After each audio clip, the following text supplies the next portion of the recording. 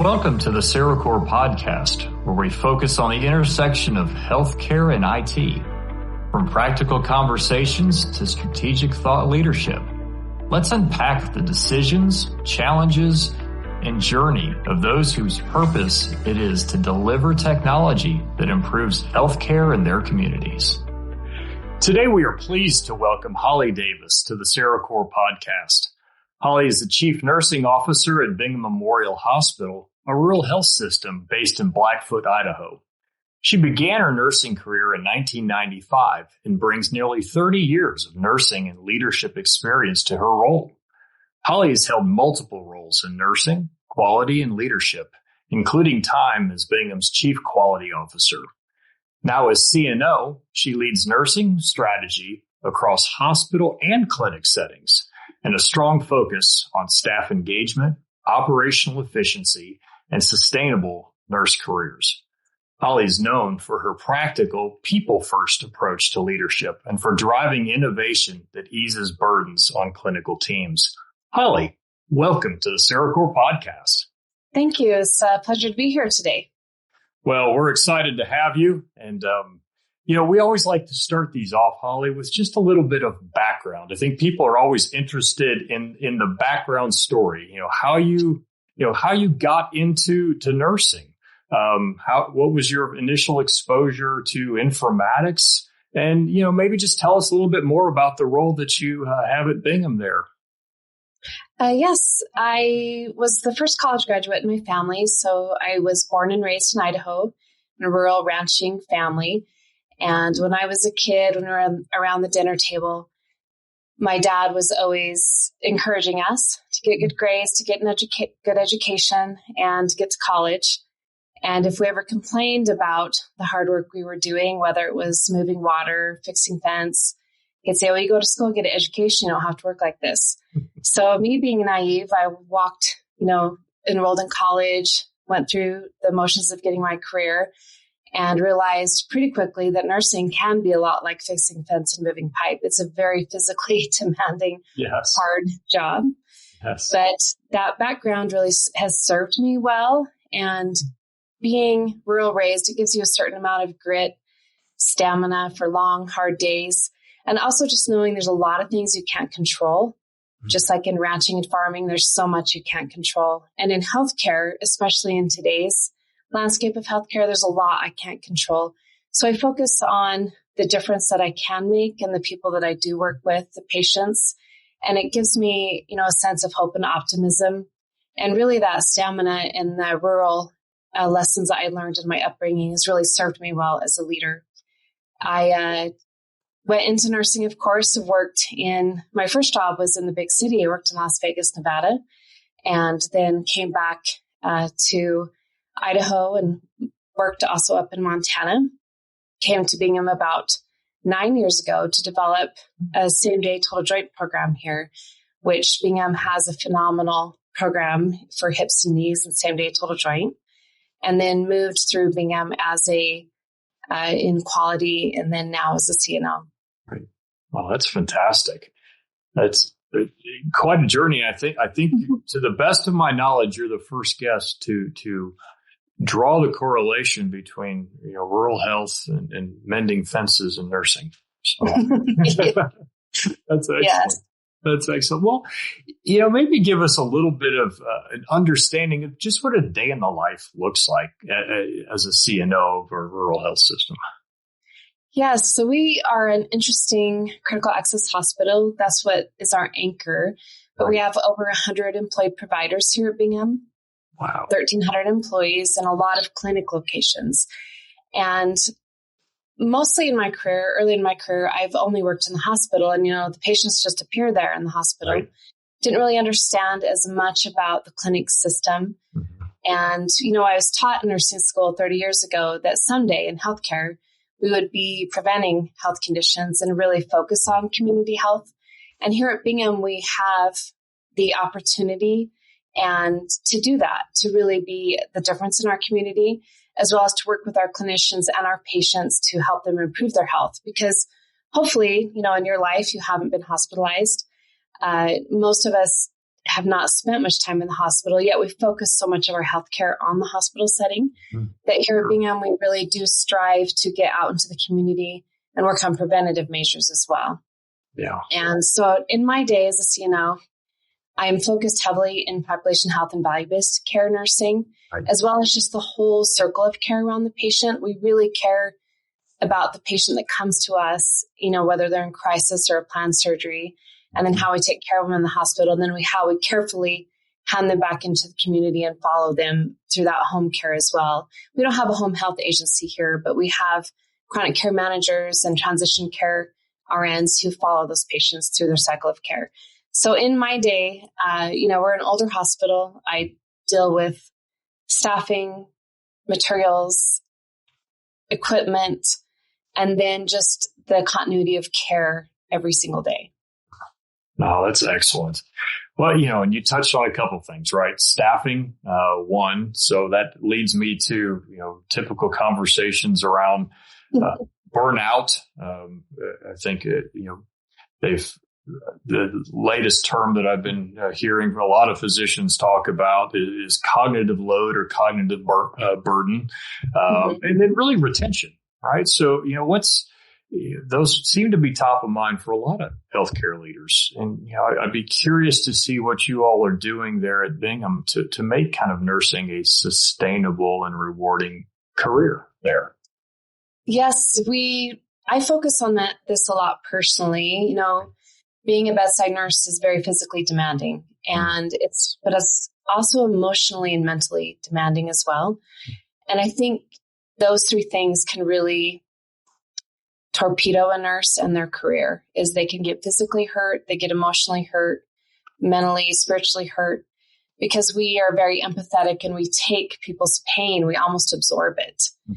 And so we work really hard to support our nurses in physical ways. Like we have special air moving mattresses that we've instituted here so that they look like an air hockey table. There's a sheet that goes under the patient. You connect it to a thing and it blows up and it makes the patient like suspend almost. You have to be careful you don't push the patient off the bed with it. But so we do things like that to reduce the physical labor of the nurse. And then also, my mantra here when I do new nurse orientation and all of our staff meetings is we want to help you sustain your career. So we offer real world resiliency training and a lot of mental health opportunity to debrief. We debrief after every serious situation, talk things out. Those small things make a big difference for nurses. And then also just that resiliency training isn't taught in nursing school and isn't really taught anywhere. And so how do we not take work home?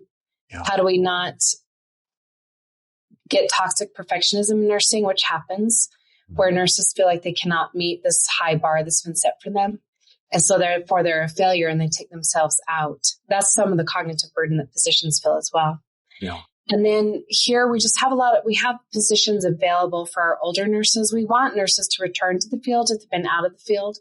We want a returnment of nurses as well. And so it's not just about the physicality, it's about utilizing your mind and the experience that you have to manage chronic care or to help with discharge or discharge teaching or condition level teaching. And we actually pair our population health nurses with a panel of patients who they reach out to on a cadence and help them with their chronic conditions. Like if you have a diabetes patient and they really struggle with blood sugar control, that nurse will help be their coach in a simple way. Not a really advanced diabetic teaching, but more, so what did you have to eat today and what did your blood sugar do and how can we make a goal around that?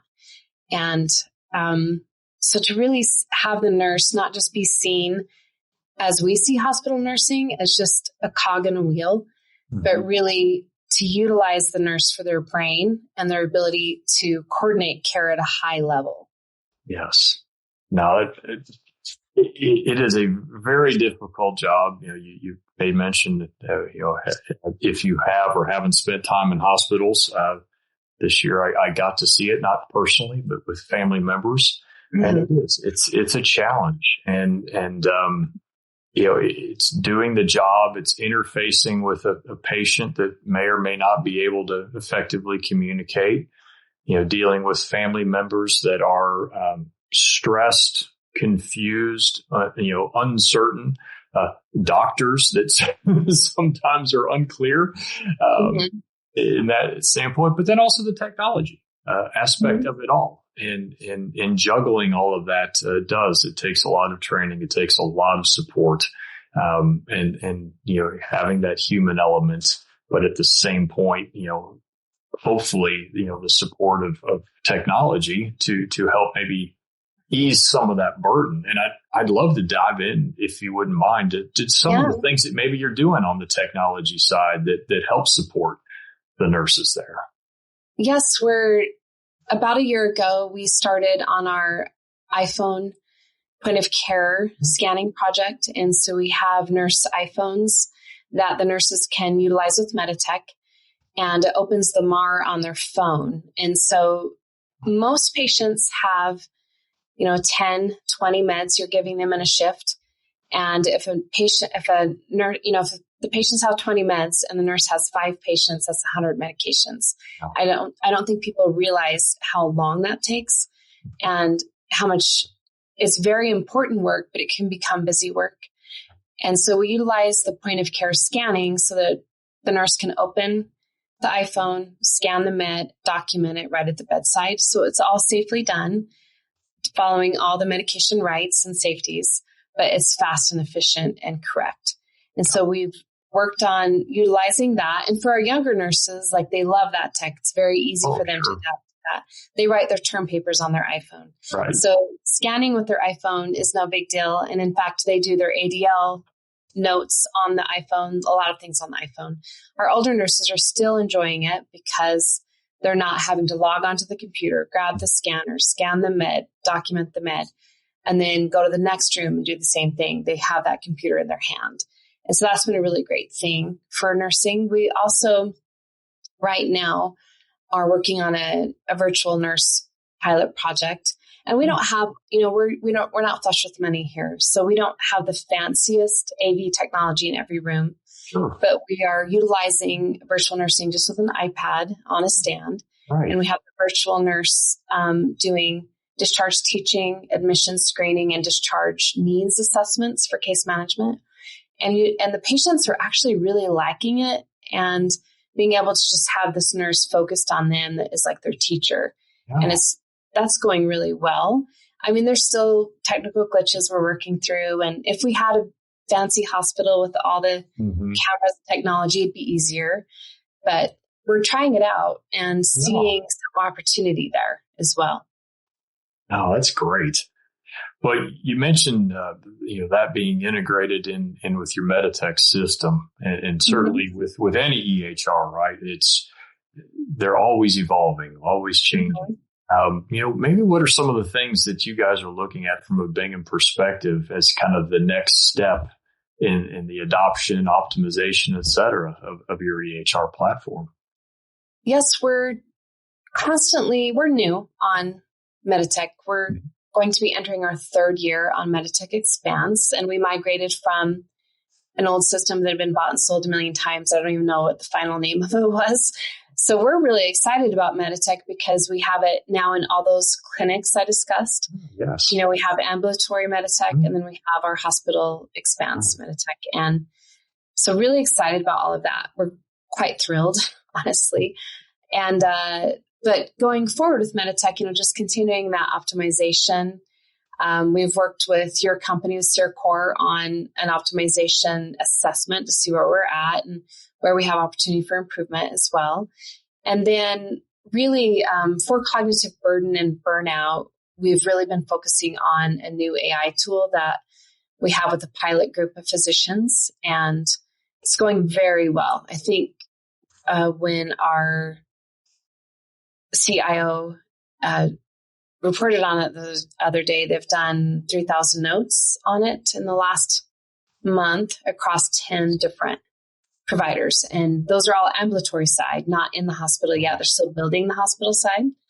But our hospital is still really excited to get a hold of that, as well as our ER doctors. And then hopefully nursing. And then I'm hoping PT and OT can also utilize it. Because a PT OT person, when they document, they have all these functional scores and things they have to keep track of. Then they've got to go to a computer, open up the computer, and document it all. So I'm really hoping it can be helpful for them as well.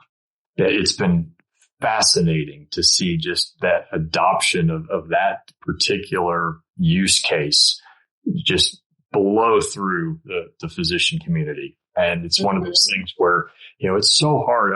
I remember, just EHR adoption initially and all the pushback from physicians. And then all of a sudden now it's like something's changed. You put this in front of them and they all want it and they're all excited about it and using it and seeing great results. So it's fun to see when technology, there's a desire to adopt and then it really does make a difference in what we're doing. Yes, I think there's some trust established there already, and just this excitement for being able to see and talk to the patient without worrying about remembering what they have to document. And that's been a really great thing. Yep. Their documentation is more thorough, and because they usually capture the highlights, the things that they are treating, they capture those, the things they prescribe for. But they're not always capturing the whole story, or maybe there was one small symptom that they needed to follow up on, and it can be forgotten in the Cliff Notes. Yep. So that's been really a great thing for them. Yep, indeed. And I would say for anyone that's looking at doing that, it's important to study where you're at first. So you have a pre-assessment and then a post-assessment to see the improvement. So you have that hard data to sell to your board or your leaders as well. And I think that's really important. Sometimes we add new things and we didn't really assess where we're at. And it's going great, but we don't have a good measure of what the improvement actually was. I really appreciate you bringing that up, Holly, because I think that's one of the things that we see so often is that, there's an identified need, the project happens, there's great success, but then everyone scratches their head and go, how do you measure it? We forgot to take the baseline. So it's very important because you're right. Those boards and leadership and everyone else, they want to know. They want to see that. And it's important internally too, right? Yeah, it's important internally. If you have a provider who's like, I don't think that'll help me. You can say, well, your colleague across the hall or down the road is using it this way, and look how much it's helped them. You have that pre and post measure. Right. So that's an exciting thing. I see that probably evolving and going faster almost than we can foresee. Yes. No, you're spot on. I think you make mention of it, right? Technology is evolving so rapidly, as is healthcare, as is, quite frankly, the needs of the individual communities. And so, as one of the leaders there, how do you keep your teams grounded, focused, and motivated to be constantly not only thinking about the job and the tasks that have to be done today, but looking into the future so that you can set yourselves up for success in that manner? It takes a lot of curiosity. And I know that that's probably a term thrown around a lot. Innovation's thrown around a lot. Yes. But it takes a curiosity and an ability to try at times. And you can kill momentum with too many good ideas. So, yes, and you can't follow all those, fund all of those, do them well. And I often draw a graph on my board when I'm trying to explain this to someone, but nothing is a good idea if it doesn't decrease effort. And so if it only makes it more complex and hard, it could be the best idea in the world, but it will not be sustainable, because once you add all of those together, pretty soon your line is just this arc that climbs and it will almost turn around on you because the effort is so extreme. And so we're just really careful to know that, at most we can, like this year, my goal in nursing was to get my nurse iPhone project rolled out, like to make that my priority. That was the number one goal. And then I also worked on the nurse handoff tool, which sits within Meditech. And I worked on that with a separate team of floor nurses who headed that project, trialed that project, and got that project going as well, because it's a decrease burden project. But those were only good projects if they helped. And and the same thing in documentation, like people want to throw quality measures at nurses or other things that are important to them as a leader or important to pharmacy or important to somebody. But in the big scheme of things, doesn't matter in patient care. Sometimes it doesn't matter. And so you have to be very careful that you're not just burdening your care teams, because they're the ones documenting 24/7 and you want the data. And so I'm all about innovation, but only if it decreases burden. And otherwise, we hold back on it. Yeah. And the good idea fairy can really tank your division. Yes. And it can overwhelm your leaders that report to you, because they're just trying to train and onboard staff and handle those day-to-day issues. And when you're like, well, I have this great idea, and then I've got another great idea next month and another one, it really can be too much. But I'm always very curious. I like to try things. Right now I'm working on, agentic AI. Like, what would an agent for my leadership team look like that could help them be more efficient, that could help them with their cognitive burden on different things, staffing models, or even doing these year-end evaluations. Like, what would an agent look like for that? And so that's what I'm currently learning all about. That's excellent. And love to hear that. I think, the term in the word curious, I think is spot on and perfect. And, I think that kicks it all off. And then you have to follow some sort of a defined process to evaluate all of those ideas and get to the ones, as you said, that, that make sense, that add the value, that don't increase the burden. Because then it's easily, communicated and sold inside of the organization. And if you can't clearly articulate that value where it clearly makes sense, then maybe you scratch your head and go back to the drawing board a little bit on some of these things. So, that's great. Well, as a CNO, I'll ask you a question that kind of go two different directions. What would you like senior leadership, including the board, to keep top of mind and know about from a discipline standpoint? And then the same question, but pointed towards the CIO of an organization. I think for executive leadership and the board, it's important to understand how professional and smart nurses are, and how patient care really comes down to how great your nursing team is, how well they're supported in education, onboarding, hiring processes. Really is the backbone of healthcare. And that's very apparent now post-COVID, but maybe wasn't as apparent before. But I do see sometimes a backslide on that a little bit. I wish that when providers came out, I wish more time in school was spent with providers, helping them understand really what a nurse does, and how, like, a nurse has to have a holistic care mind, because they have to understand what the doctor does, how it's ordered, how the insurance pays for it, what the insurance does. They have to understand every ancillary department, lab, x-ray, PT, OT, like this holistic knowledge of the patient. They're the ones that manage all of that together. And it's like a control tower for the patient. And there's a great deal of professionalism and work that goes into that. And so anytime administration would make a hard line on something, you can only have this many nurses and they can only do this.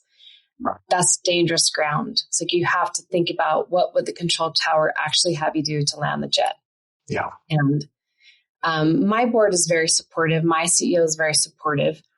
And I have that relationship of trust with them for sure. But I think sometimes they hear nurses sometimes go to the battle cry of it's unsafe, it's unsafe, it's unsafe. Well, what does that mean? And pretty soon nobody listens to you when you say it's unsafe. Like you have to have more communication around what that is from the CNO and nursing perspective.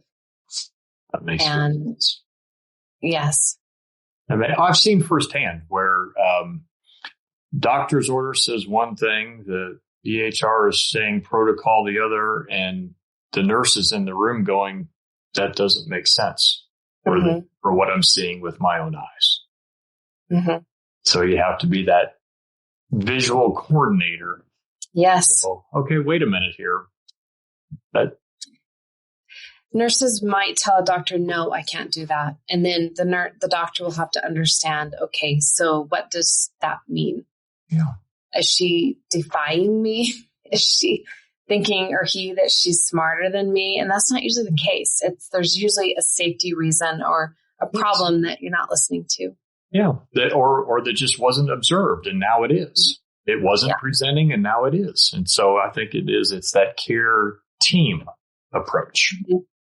Team. It is very team-like. The physicians who I've worked with who get that, their patients are well cared for and they really, really understand that at a high level. And we love those kind of physicians to work with. They're amazing. Yep. Agreed. We love them. And we have a lot of those at Bingham as well. Some great physician leaders. That's excellent. And then from a CIO perspective, having a really good immediate plan, 1 year plan. I don't know how far out you can plan in informatics any longer because it's changing so fast. Right. And it's expensive, but having that roadmap or strategy is really important. And then having an evaluation team, because we've all worked in hospitals where the super thing was bought and it's sitting in a closet collecting dust and never worked. Mm-hmm. Right. And, I think having a really tight strategy, budget, and analysis and evaluation of things you buy and working with trusted vendors on that is really, really important as well. Yeah, that new shiny thing is sometimes irresistible. But again, I think it's, similar to what you talked about earlier, right? Where you're curious, you've got ideas, but then you've got to run it through the proper business case. Mm-hmm. You really do. Have that discipline. And pay attention to the add-on fees. Exactly. Relicensing fees, all of the things. Know the full picture. Indeed. Yes. No, that's excellent. Well, Holly, I really appreciate the time and the insight today. We always wrap up these with just kind of a call for any last words of insight or wisdom that we might not have touched on that you definitely want to get off your chest. Yeah, I would say that I would challenge any CNOs or nursing leadership that's listening to really get a lot more involved in informatics, because it is the tool that every nurse you manage uses. It's expensive and you really do need to get into the details of it. A lot of times CNOs or administrators think, I'm at this high level and I have people for that. And yes, you do. But it's a very important part of what your nurses use and do every single day. And even doing surveys with your nursing teams, what do you hate to chart? What is not working for you? What are you moving or what are you bypassing? Follow a nurse around and see what they chart and how they do it. It's just really important to become more technically competent and not leave that up to someone else, because otherwise your informatics team, they're going to feel disconnected from nursing and nursing leaders. And also your floor nurses who are battling through utilizing the medical record every day are going to be disconnected from leadership as well. Yeah. So it's something that I don't think can be ignored any longer in the current model of being a CNO or an administrator in nursing. It's really, really important. No, that's excellent advice. Excellent advice. Well, Holly, thank you so much for your time today. Appreciate all the work that you're doing there at Bingham out in Idaho. And again, just thank you. Okay, thanks. Great. Thanks for listening to the CereCore Podcast. We hope you enjoyed this conversation. Follow us on your favorite podcast platform for more episodes. Connect with us on LinkedIn. Visit our U.S. website at CereCore.net. And for those abroad, visit CereCoreInternational.net. Learn more about our services and find resources. At CereCore, we are healthcare operators at heart and know the difference that the right IT partner can make in delivering quality patient care 24/7. Let's help make IT better. Here's to the journey.